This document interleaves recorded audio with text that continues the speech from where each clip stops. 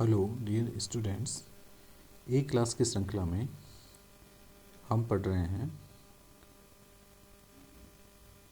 संकरण, जिसमें हम sp3 संकरण पढ़ चुके हैं और आज का हमारा जो संकरण है sp3d संकरण। जैसा कि नाम से पता चल रहा है, इस प्रकार के संकरण में एक s कक्षक, 3 p कक्षक और एक d कक्षक भाग लेते हैं। अर्थात एक s कक्षक, 3 p कक्षक और एक d कक्षक आपस में मिलकर अपनी ऊर्जाओं का पुनर्वितरण करके समान संख्या में समान आकृति के 5 sp3d संकृत कक्षक बनाएंगे, जो त्रिभुज में एक ट्राइगोनल बाइपिरामिडल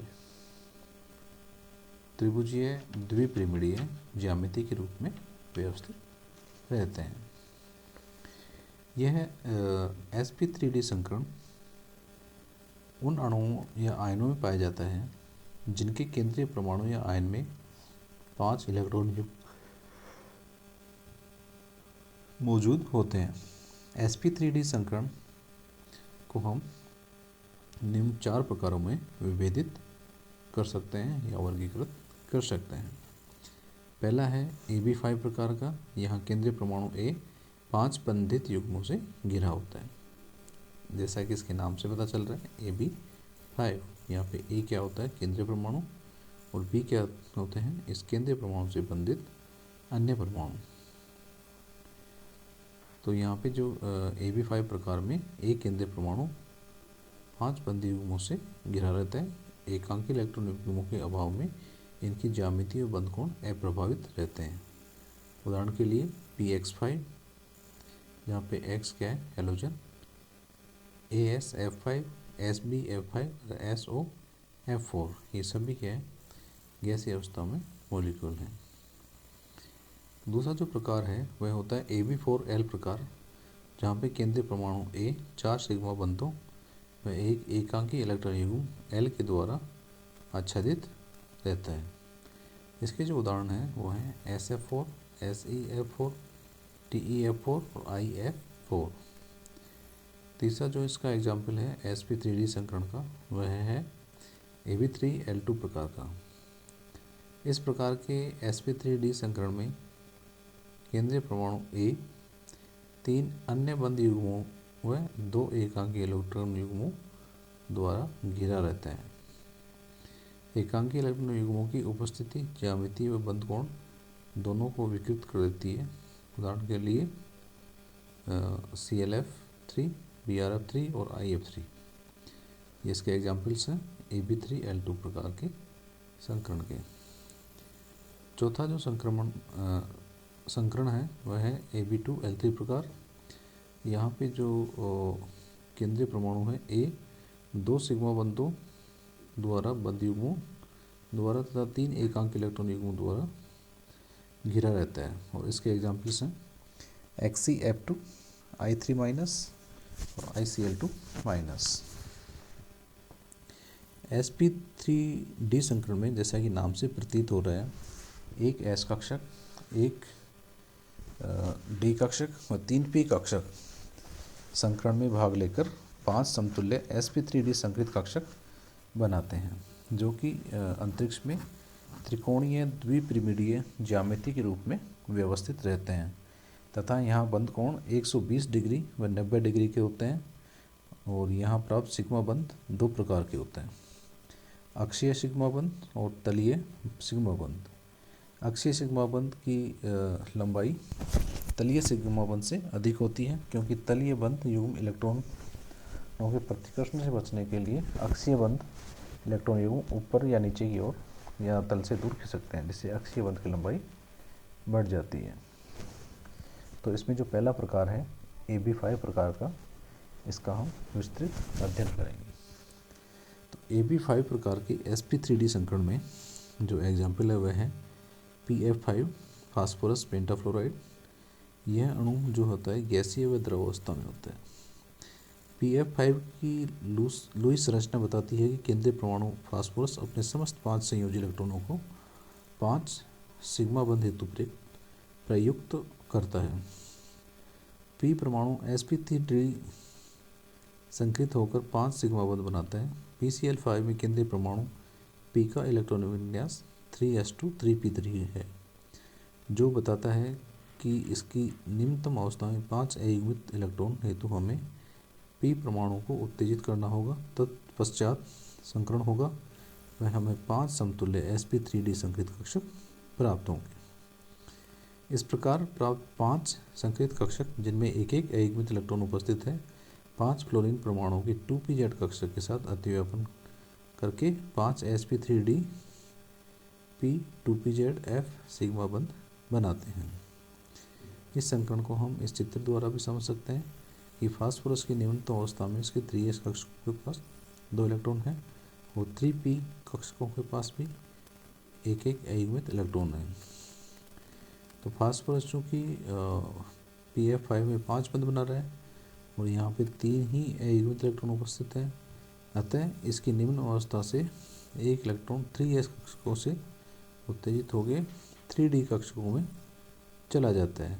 इस स्थिति में इसके पास 5 अयुग्मित इलेक्ट्रॉन हो गए 5 अलग अलग प्रकार के कक्षकों में, तो ये आपस में अतिव्यापन करके और 5 समतुल्य sp3d संकृत कक्षक बनाते हैं। ये पांचों sp3d संकृत कक्षक एक समतलीय त्रिभुज द्विपिरामिडीय ज्यामिति में व्यवस्थित हो जाते हैं। इसमें जो 3 sp3d संकृत कक्षक हैं वो त्रिभुज के तल में होता है और जो 2 sp3d संकृत कक्षक हैं वो त्रिभुज के तल से एक ऊपर और दूसरा त्रिभुज के तल के नीचे स्थित होता है। इस प्रकार जो sp3d संकरण से जो 5 संकृत कक्षक प्राप्त हुए वो एक त्रिभुजीय द्विपिरामिडीय ज्यामिति में व्यवस्थित हो जाते हैं। अब इस स्थिति में इनसे 5 फ्लोराइड आयन, जिनके पास 2pz कक्षक में एक इलेक्ट्रॉन है, वो नज़दीक आते हैं और इन 5 sp3d संकृत कक्षकों से अतिव्यापन करते हैं और सिग्मा बंध बनाते हैं। इस सिग्मा बंध की वजह से एक ज्यामिति बनती है और इस ज्यामिति की वजह से इसमें 2 प्रकार के बंध बनते हैं, एक्सियल और इक्वेटोरियल। एक्सियल बंध को हम FA द्वारा प्रदर्शित करते हैं और इक्वेटोरियल बंध को हम FE द्वारा प्रदर्शित करते हैं। तो फिर इस प्रकार इसकी ज्यामिति प्राप्त होती है। उसमें sp3d संकरण होता है जो AB5 प्रकार का होता है और त्रिकोणीय द्विपिरामिडीय ज्यामिति से प्राप्त होती है और बंध कोण 90 डिग्री व 120 डिग्री के बंध कोण प्राप्त होते हैं।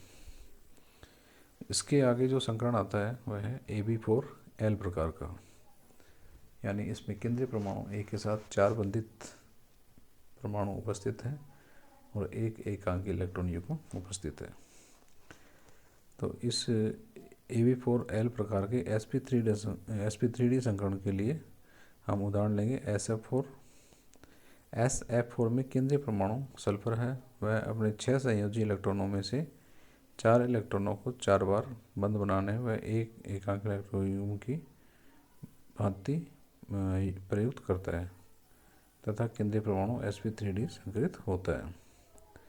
SF4 अणुओं को 4 सिग्मा बंध बनाने हेतु 4 अयुग्मित इलेक्ट्रॉनों की आवश्यकता होगी, परंतु S की निम्नतम अवस्था 3s2 3p4 से मात्र 2 अयुग्मित इलेक्ट्रॉन है, अतः पहले S कक्षक को उत्तेजित करना होगा और फिर संकरण होगा। इस संकरण से हमें 5 समान ऊर्जा के sp3d संकृत कक्षक प्राप्त होते हैं, जिनमें से 4 के पास एक अयुग्मित इलेक्ट्रॉन है व एक के पास एकांक इलेक्ट्रॉन युग्म उपस्थित होगा। तो F परमाणु के 2pz कक्षकों से कक्षक संकृत होकर S के साथ अतिव्यापन होकर 4 sp3d 2ps सिग्मा कक्षक बनाते हैं, जिन्हें नीचे चित्र में दर्शाया गया है। एकांकी इलेक्ट्रॉन युग्म कहाँ स्थापित होगा? इस हेतु एक ऊपरी में दी गई है, जिसके अनुसार यदि संकृत कक्षों की संख्या विषम हो, sp3d व sp3d3 संकरण जहाँ संकृत कक्षों की संख्या विषम हो और एक क्रम संख्या 5 और 7 है, तब एकांकी इलेक्ट्रॉन युग्म तलीय इक्वेटोरियल स्थिति ग्रहण करेंगे। यह तलीय स्थिति वह होगी जहाँ से अणु इसी तल द्वारा सममित रूप में विभाजित हो सकता हो। इसको हम इस चित्र से समझ सकते हैं कि 3s के पास भी 2 इलेक्ट्रॉन हैं और 3px के पास 2 इलेक्ट्रॉन है, py के पास 1 इलेक्ट्रॉन है और pz कक्षक के पास 1 इलेक्ट्रॉन है। और इसमें जो बंध बनाने के लिए पर्याप्त संख्या में उपयुक्त इलेक्ट्रॉन नहीं है, मतलब 3px कक्षक से 1 इलेक्ट्रॉन उत्तेजित होकर 3z स्क्वायर कक्षक में चला जाएगा, जिसकी वजह से संकरण होगा। इस संकरण की वजह से 5 प्रकार के sp3d संकृत कक्षक प्राप्त होते हैं, जिनमें से एक के पास एकांक इलेक्ट्रॉन युग्म है, शेष 4 के पास अयुग्मित इलेक्ट्रॉन है। ये सारे जो संकृत परमाणु कक्षक हैं, ये त्रिविमीय समतल त्रिभुजीय द्विपरिमीय ज्यामिति बनाने के लिए व्यवस्थित होते हैं, लेकिन चूंकि एक जो संकृत कक्षक है वह एकांकी इलेक्ट्रॉन युग्म है, बाकी शेष में एक अयुग्मित इलेक्ट्रॉन है, तो यहाँ पे जो ज्यामिति है उसमें थोड़ा सा परिवर्तन हो जाता है।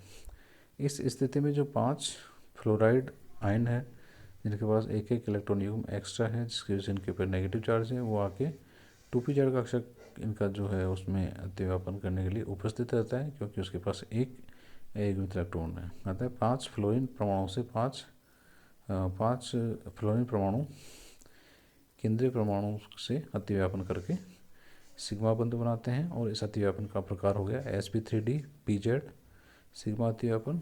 और इस अतिव्यापन के फलस्वरूप जो ज्यामिति बनेगी SF4 अणु की ज्यामिति, उसका भी उदाहरण इस प्रकार से है। इसका भी जो डिटेल है उस प्रकार से है कि इसमें संकरण होगा sp3d संकरण ab4l प्रकार का, और उसकी ज्यामिति क्या होगी? विकृत चतुष्फलकीय, और बंध कोण 93.5 डिग्री एवं 109 डिग्री 129 डिग्री 3 मिनट के इसमें होते हैं। तो इस प्रकार इस sp3d संकरण में Fa अक्षीय बॉन्ड है और Fe तलीय या इक्वेटोरियल बॉन्ड है। मेरे द्वारा बनाए गए यूट्यूब वीडियो की सूचना पाने के लिए आप इस चैनल को लाइक कीजिए, सब्सक्राइब कीजिए और अपने दोस्तों के बीच में शेयर कीजिए।